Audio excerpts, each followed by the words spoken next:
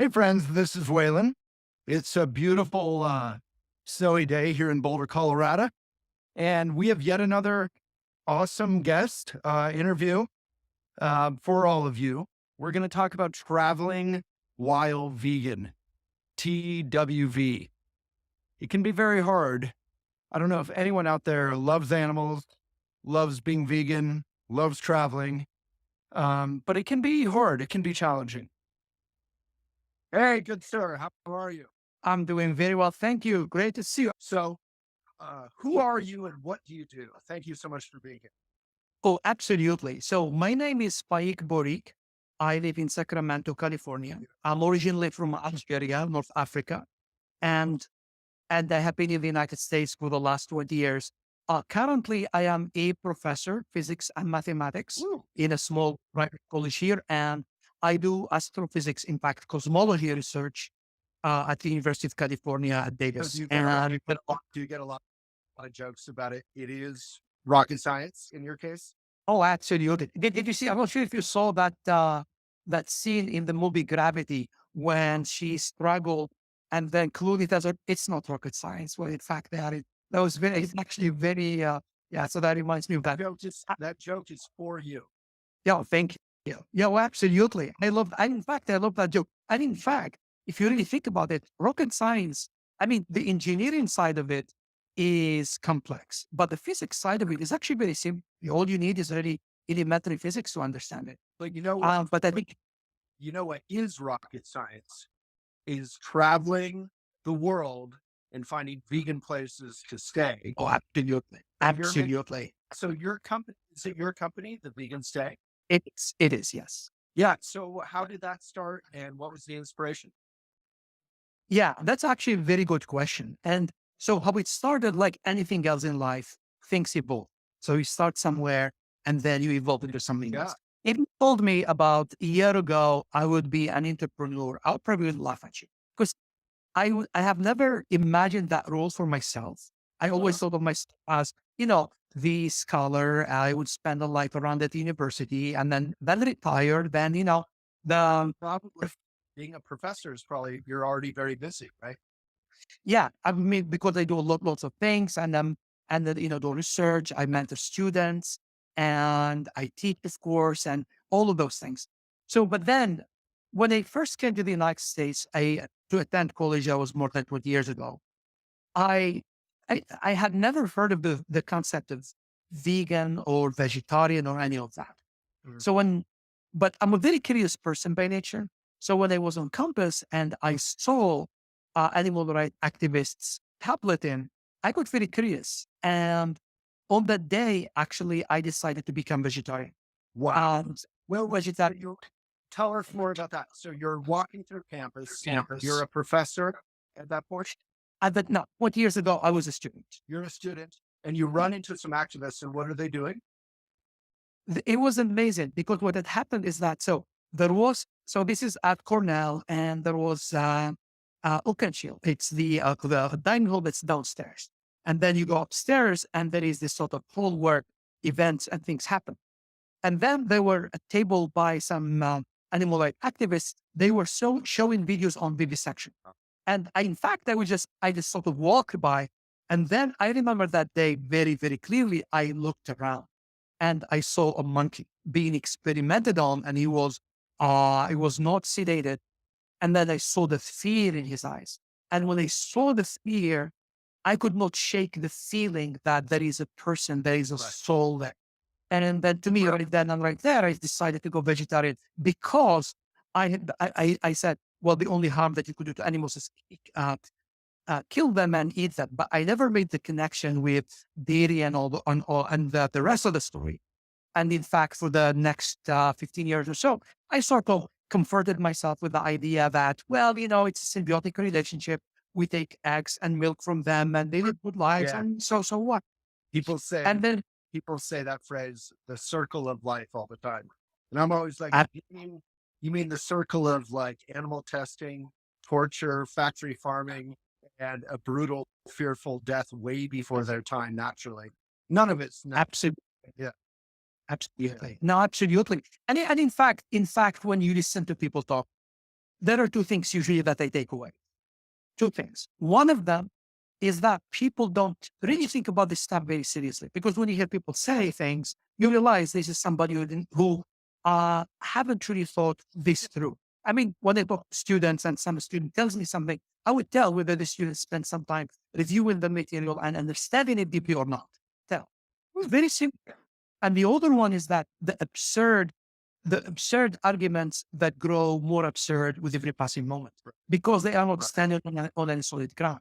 So, and then when they, I'm sure you agree, or should I call you Professor Faik? no, please, Faik. Only my mother calls me Professor Faik. I mean, I kind of want to. It's great to be with a professor. I miss school.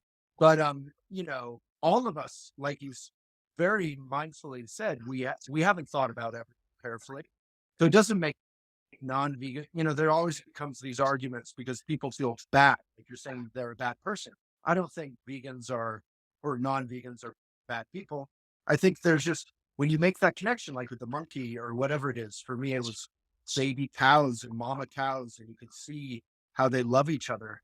The mother cows and the baby cow, the veal cow that all happens because of milk. And I never really realized dairy was, when I went vegan, I did that because I had never really thought about dairy.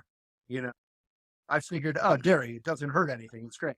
But once you feel it or think about it more deeply, often you're inspired to change for the kinder. And so with this whole story, now suddenly you're an entrepreneur and you have a worldwide network with the Vegan Stay, which is your company. Absolutely. So I would like just to comment very quickly about something very important you said, which is not judging people. To me, that is very fundamental. Not because I'm a moral relativist. I'm not a moral relativist. Yeah.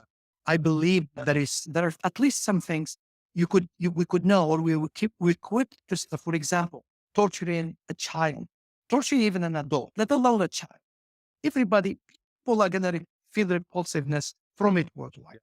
So I'm not a moral relativist, but I also understand that the world is extremely complex.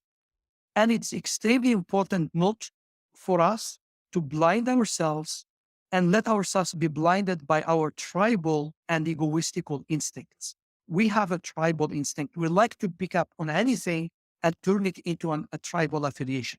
For me, veganism is something I avoid using for tribal affiliation. It's not about the tribe. This is about the victims and other people who are not. The vast majority of people, they actually care, and they, like me, I was for a long time. Even when I saw that and I made the transition, I was vegetarian. I was consuming animal products, thinking sincerely that I was doing the right thing. That does not make me a bad person. I'm the same person. I agree. And my realization evolved, but me as a human being, as a person, fundamentally, I'm the same guy with the same instincts. So there is no accent. Professor? Yeah. Call me Faik, please. He makes me look old when you call me. I'm getting a free class. So here's the question I have, because I fully agree with that. I think people make bad choices, but that doesn't make them a bad person, right? Unless, and here's my question, they have all the knowledge. And I think that's where, if I'm in media, right, with Elephant Journal, I'm always feeling like, look, people know about the climate crisis. Why aren't we taking action? People know about, like, say, with Valentine's Day, 80% of chocolate involves slave labor. Why aren't we careful where we're getting our chocolate? People know plastic, people know vegan, people, so when we know these issues, or racism, sexism, why aren't we trying harder to unpack them and unlearn and change? So again, because humans are very complex. And to me personally, I believe we have a spark of something that is transcendental. Call it the divine, call it whatever you want. But we are also, our parts of our brains are 100 million years old. Our basic instincts of the lesser. Like, for example, why somebody knows a relationship is very bad for them. They go back to very rational, otherwise very loving, very compassionate, very, very intelligent people. Because human beings are complex. They are. We really are very complex. And that being said, part of our complexity is our ability to learn and transform. So then hopefully what happens is that we find, and I think that is what is really sets very good leaders aside from bad leaders. Very good leaders, um, sort of tapped into the best that is in humans Right. and fire them just to a higher plane. That And are really good. I mean, instinct. really good bad leaders, really powerful bad leaders are really good at moving people's fear and mostly fear, but hatred, which often comes out of fear, into divisiveness and aggression. And, they take advantage of every cultural moment to create division and hate. And Absolutely. Absolutely. No, absolutely. And that's why this is all important, because I believe whatever enterprise we human beings engage in, whether it is political, whether it is business, whether it is anything else, ultimately it is rooted in a psyche of a person. If I don't do that kind of growth, if I don't do that very important work, preliminary work that deals with with my heart and my soul, I can't build something that will have the desired and the beautiful impact that they want to see. You could have an intellectual understanding of things like, the environment, but or animals, unless somebody somehow taps in part of them that would allow them to see and process all of that through a lens of compassion, they will always be able to find justifications to find a way out of it. and you're So it's not speaking, you're speaking out of your personal experience. That's what happened to you starting in Cornell and exactly. Exactly. Exactly. And that's exactly right. And then now we back to that story, how so when I became vegan about 5 years ago, I became an animal rights activist because suddenly I saw through all of it and I just realized that I really bought on a myth I should not have bought into, which is the happy cow on the green pasture and all of that. And very quickly, so the sequence of events I think is very important, and to me, it's very instructive. So here what happened. Okay, I want to stand up for animals. I started joining friends to go to animal safe visuals. Very quickly, so I learned something. So yes, bearing witness is extremely important, but psychologically, the price that we pay is very high. And then my question is this: bearing witness to animal suffering. yeah, bearing the animal suffering, not just bearing witness to animal suffering, bearing witness to animal suffering in a situation where very clearly we cannot do anything about it. Right. So what So it's I'm educational, like we learn, we open up our hearts, but it's incredibly traumatizing or challenging. absolutely and absolutely, and the animal safe events themselves, they exactly that. So you go give the pigs about to go into slaughterhouses some water and you convert them. But then here's the thing: it's not worth it. Absolute. But I am a potential ally for the animals. If I become depressed, if I become so traumatized that I get removed out of the battle, well, I cannot contribute to the millions of the animals that will actually would have some kind of chance otherwise. So and then very quickly I removed myself from going to those events. And well, in addition to the psychological cost reason, I already know. I'm already convinced that animals are sentient beings, and that we are very, very far away from treating them with the respect and sensitivity and understanding they deserve. So, and then okay, there has to be another way. It sounds like you very quickly were starting to look for your role, like how you could help.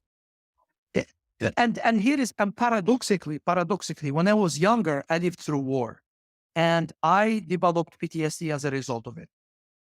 It took me What? A what? Yeah. PTSD. Yeah. So it took me a long, so it took me a long place. So it took me a long time to get to that stage where I turned that experience into a mission statement. But now I have the experience and so I was standing at the start of a very dark road. I know coming down that road will be a very, very long journey. And this time around, I don't know sure whether I will be able to survive it or not. So what I did, I used my prior experience and I jumped to the next stage, which is turning the pain, turning the trauma, and turning the understanding into empathy and action. And that's exactly what happened in this Fine. case. Like it's like, so just, we've done a lot of background, but just give people a little picture. What does the vegan say? Oh, absolutely. And that's exactly what I'm just about to start. There So we then go. I started volunteering at the sanctuary. Very quickly, I saw the amazing work that Animal Place is a sanctuary in Grass Valley does. But and also very quickly when I started following them on social media and other sanctuaries, that they are chronically in need of funds. So then they decided, okay, you see, there is a disconnect. On one hand, there is this vegan revolution where there is wealth being created by this vegan revolution. Yet the ones that are benefiting from it are actually mostly companies that could give a crap about veganism or animals. And these sanctuaries mostly, if you actually, in fact, and mostly they are run by women, mostly, not always, but almost always by women, very high levels of sensitivity and empathy, and they don't have the support they needed. So then what they said, what if I created an organization? Initially, I envisioned it as a nonprofit, but very quickly I abandoned the idea for, well, it's not the right legal structure. And the other thing is I needed resources to make it happen. I settled on a hybrid where something like that's a company, but also allows sanctuaries to tap into it so that they get provided with the logistic and financial resources that they need so that they would focus more of their energies into saving lives and educating and less on trying to get the money in the first place. And so now we have about 70 sanctuaries in 16 countries already. We have been in around only for 6 months. We have partnered with 70 countries, 70 in 16 countries. And so the Vegan Stay provides, it's a travel website and it's growing. So our ultimate goal is to make it a hub for vegan traveling and homestay. So anybody who has a bed and breakfast or a lodge or any kinds of accommodation like Airbnb. Some of them belong to sanctuaries, some of them don't belong to sanctuaries. How do we help sanctuaries? If the establishment belongs to a sanctuary, that the sanctuary gets to keep 100% of the service fee that we charge. We donate it to the sanctuary. If it belongs to a person, but there's 100%, that much of a company. If it belongs to a person and not to a sanctuary, then the person has a choice to choose a sanctuary to receive 50% of the service fee. So the person gets 100% of the rental, the sanctuary gets 50% of the service fee, and for us, we get 50% of the service fee to run the company and to pay, for the services and everything else. So 100%, if it's owned by a sanctuary, 100% they get the service fee as if they own it. If somebody else owns it, the chance of 50%. So let me, from the user point of view, from the public's point of view, those of us listening who will see it on YouTube, will see it on our Facebook and our site. If we want to travel and we want to be vegan, we go to your site, we find places all over the world and more being added every month where we can stay and they have they have vegan food, vegan values, vegan accommodations. And then 50% of our stay of your service fee goes to a sanctuary. Absolutely. When somebody hosts, so it's between 50 and 100. If the place owned by a sanctuary, Right. then the sanctuary gets the rental, they get the rental and 100% of the service fee, and there is zero fee for listing. The listings were free. And then if it belongs to a person, the host, when the people list, they choose to be affiliated with the sanctuary so that automatically the sanctuary will get 50% of the service fee. So we get only 50% of the service fee from non-sanctuary stays. That is how that's the only way chance for the company to make money to pay for its expenses. Yeah. And we want you to make some money. It sounds almost too like you're giving away too much, but it's beautiful. So I have a big house here in Boulder. If I'm, again, someone watching, I can, put my house on Airbnb or I could put it on the Vegan Stay, right? Just as easily. And I can say I have a house or I have an apartment or I have a room or whatever the situation is, right? And I can rent it or list it through the Vegan Stay. And then if people stay here, I have vegan accommodations for them. And then the service fee, in my case, 50% would go to the Vegan Stay, 50% would go to the sanctuary, a sanctuary. And then if I were a sanctuary and I'm renting out my my place or my room or a house at a sanctuary, then 100% goes to that sanctuary. That is correct. And here is the funny thing. I don't think I'm giving too much. I just believe we live in a world that gives too little to the Oh, people who deserve. like I think, we're all having like a vegan crush on you and your morals. It's very thank, beautiful. thank you. I No, thank you. Yeah. So what is your plan for, so, a lot of us know Happy Cow. I've used Happy Cow for many years, when you travel, and it's a vegan app where you can find, vegan, like I go to Paris, people think Paris has nothing vegan. You use Happy Cow or even Google Maps. You find tons of vegan stuff. So is that sort of the idea, that you'll be an app and that we can, wherever we're going, Yeah, can stay there? yeah, we would add an app. So we would add an app that will have listings for all the stays that we have, all the accommodations that we have. Love it. So that's it. So you would go somewhere. Yes, we are. So we are going to start app development started in late March. So because we are building our team, we are building our resources.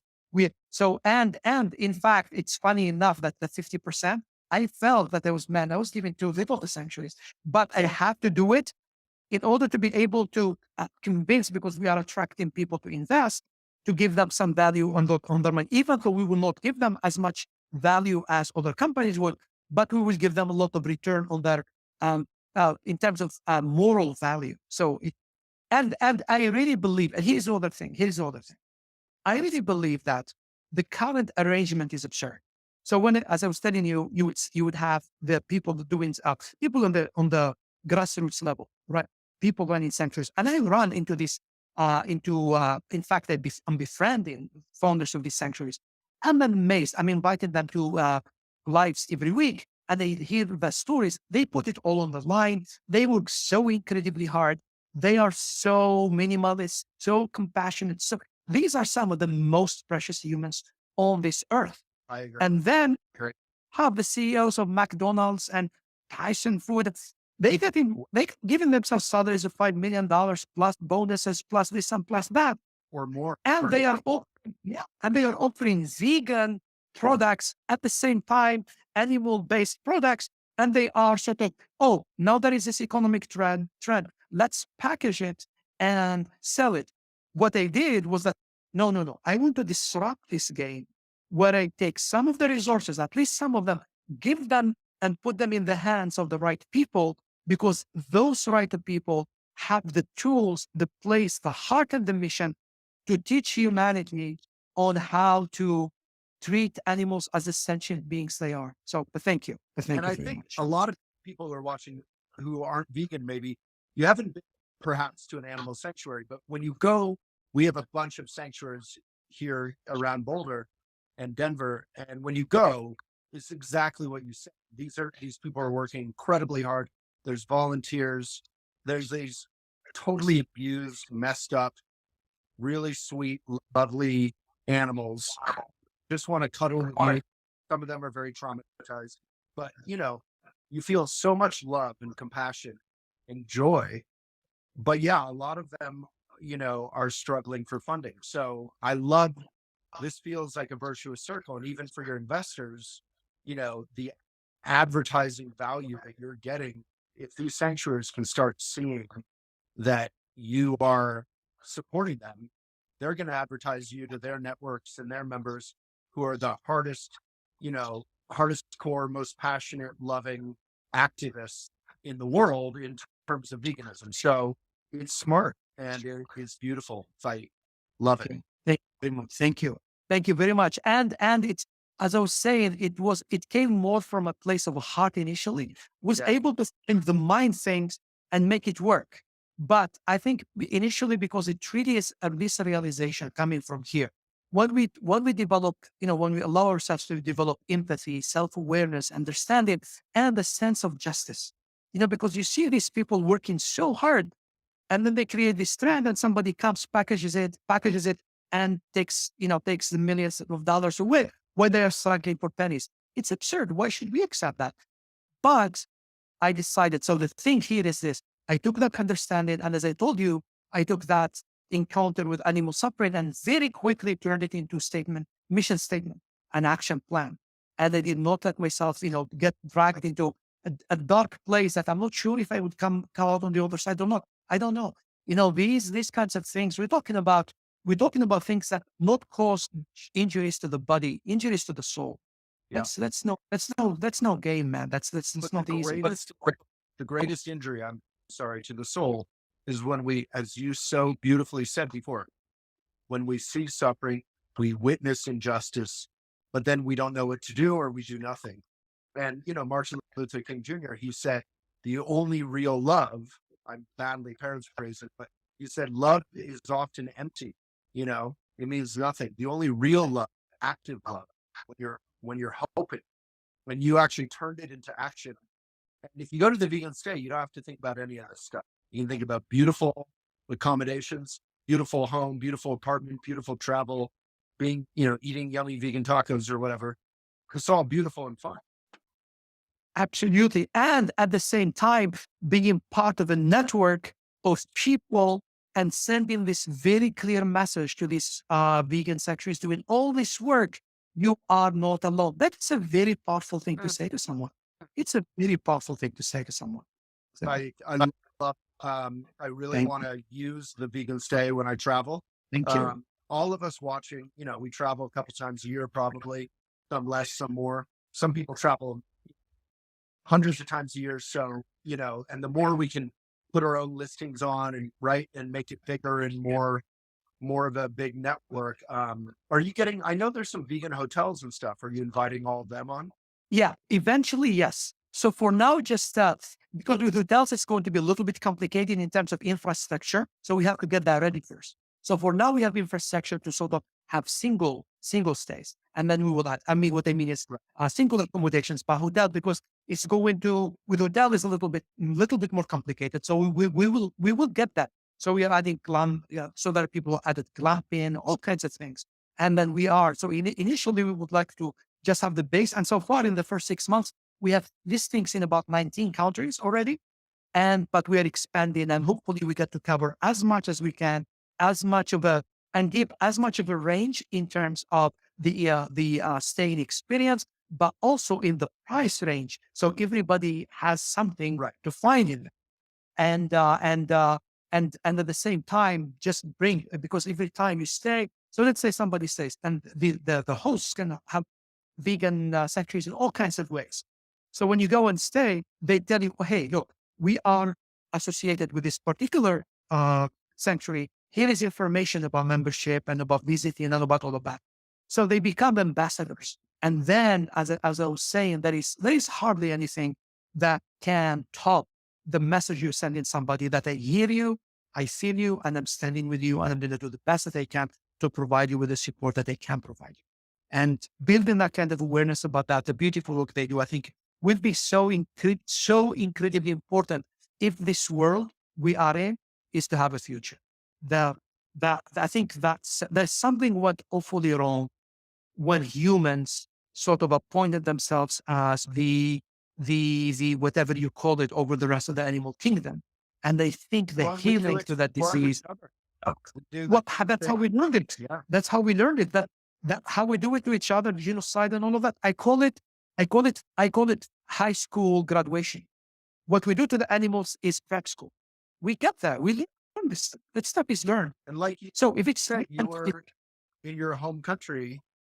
I don't know the years, but there's a war going on. So you yeah, went from that's what they mentioned earlier when I was young. It was a civil war between 90 and 2001. So we called it the dark decade. Yeah, it was really hard. That was in Algeria. That was in North Africa. Yeah, and before that, but I wasn't born at the time. There was the independence war from French colonialism. right. That was also claimed about 1.5 million people. But it's very common. If you look anywhere, if you look at Europe, Europe now looks great.